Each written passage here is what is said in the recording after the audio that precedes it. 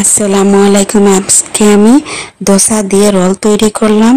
প্রথমে আমি রাইসের গ্রাইন্ডিং করে পেস্ট বানিয়ে এটাকে প্যানের মধ্যে গোল করে একটা দোসার শেপ করে নিলাম। এরকম চামচের নিচ দিয়ে সুন্দর করে দোসাকে তৈরি করলাম। তারপরে আমি বাটার এই দোসার মধ্যে একটু সুন্দর করে বাটারটাকে দোসার মধ্যে পেস্ট করে লাগিয়ে দিলাম। তারপরে ছোট ছোট অনিয়ন কেটে আমি ছোট ছোট করে দিলাম।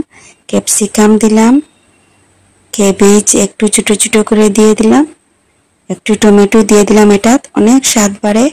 শেজওয়ান চাটনি 1 চামচ,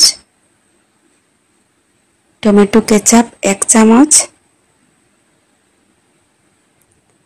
পাওভাজি মশলা 1 চামচ, একটু আন্দাজ করে সল্ট দিয়ে দিলাম।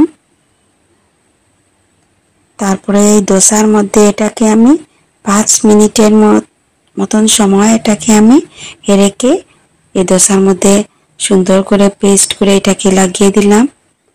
এতে রোলটা খুবই টেস্টি হয়।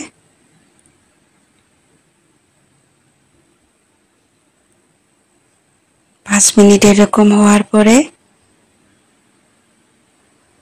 আমি একটা কাটার দিয়ে এটাকে রোলের শেপ দেওয়ার জন্য আমি 4টা পিস করে নিলাম। কাটার দিয়ে 4টা পিস করে দিলাম।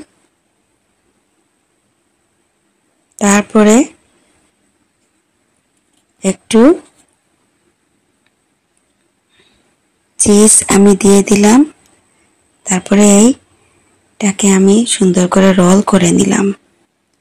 এটা বাচ্চারা টিফিনে দিতে পারে, নিজের চা নাস্তার জন্য রাখতে পারেন।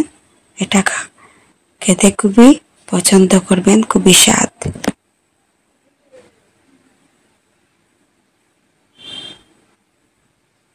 আপনারা ট্রাই করে দেখতে পারেন।